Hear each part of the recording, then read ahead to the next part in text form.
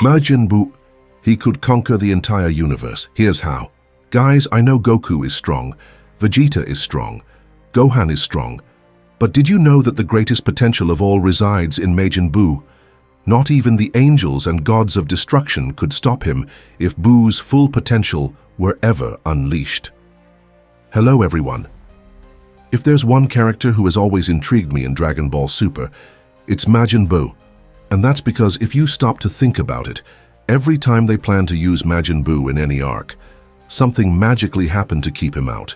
For example, in the tournament of Beerus and Champa, in the anime, Buu didn't participate because he fell asleep during the written exam. And in the manga, he didn't participate because he failed that exam. And in the Tournament of Power, he magically fell into hibernation a day before the tournament, which led to Frieza joining the team instead. But I think I've figured out why they always remove Buu from the equation. And the reason is, Buu is absurdly powerful.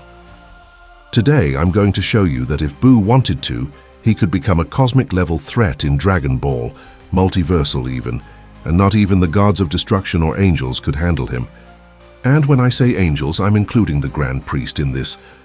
So let's get into the video as soon as you guys hit the like button, subscribe to the channel, and activate the bell to support its growth. Guys, the first thing you need to know is that Majin Buu really is one of the strongest warriors in Universe 7, and he doesn't fall short even compared to the villains from Dragon Ball Super. In terms of raw power, Majin Buu is comparable to Super Saiyan 3, but even when he falls behind in power level compared to many who appeared in Dragon Ball Super, he still has incredible versatility.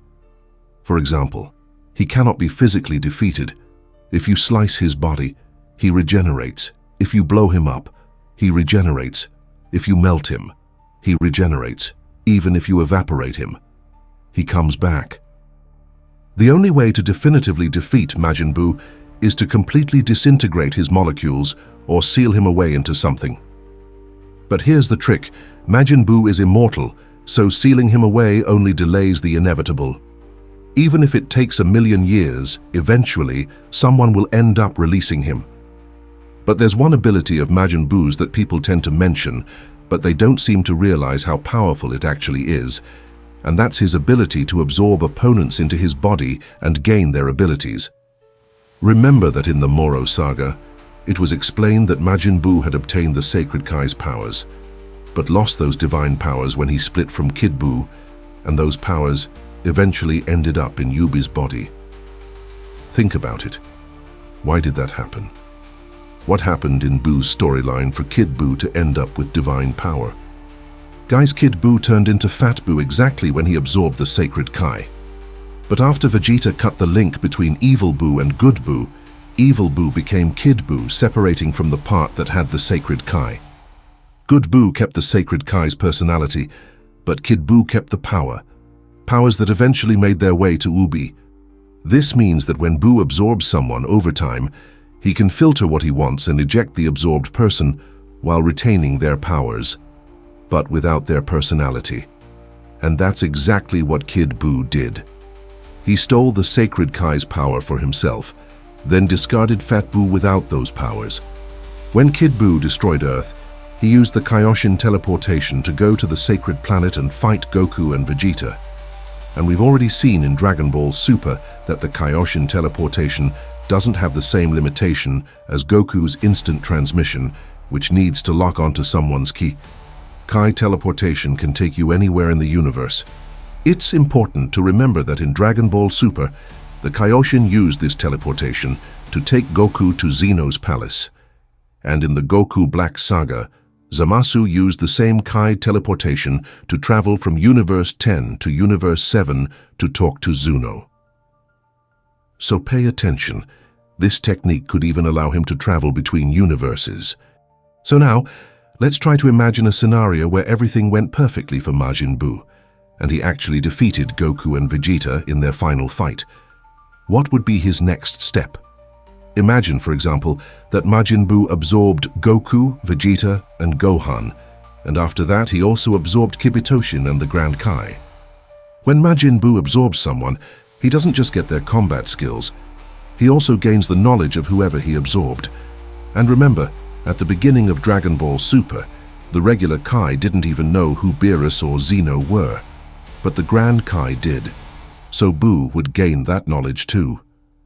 He still wouldn't be strong enough to face Beerus at this point, but with the Kai inside him, Beerus couldn't just kill him either, because if he did, he would die too. So before even thinking about fighting Beerus, Majin Buu would use his teleportation to travel to the other universes and start absorbing the most powerful warriors one by one, until he eventually reached the strongest being in all the universes, Jiren.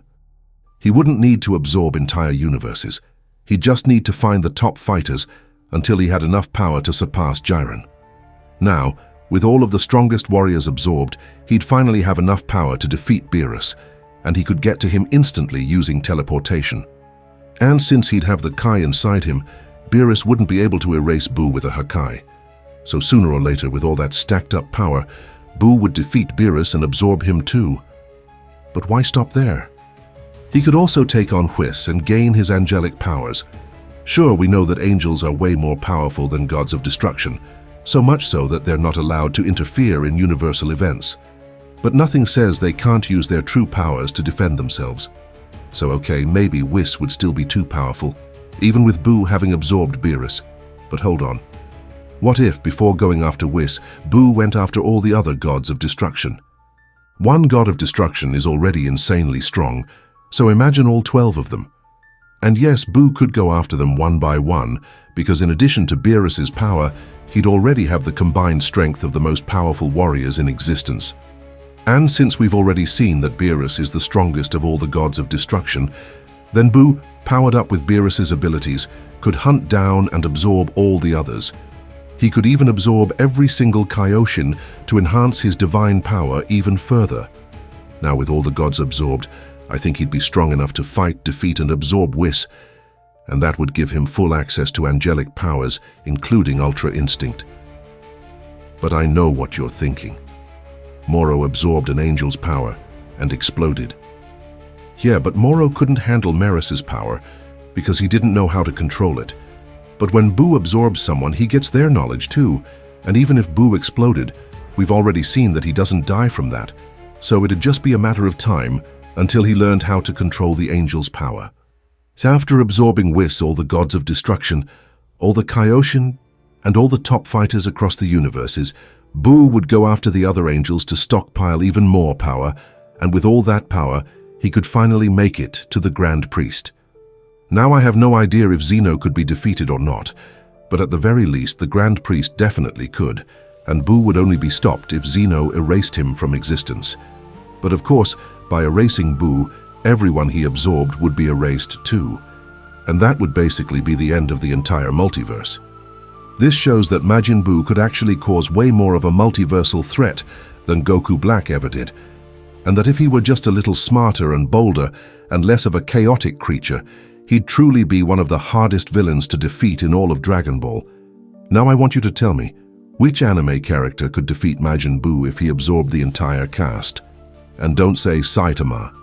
Subscribe.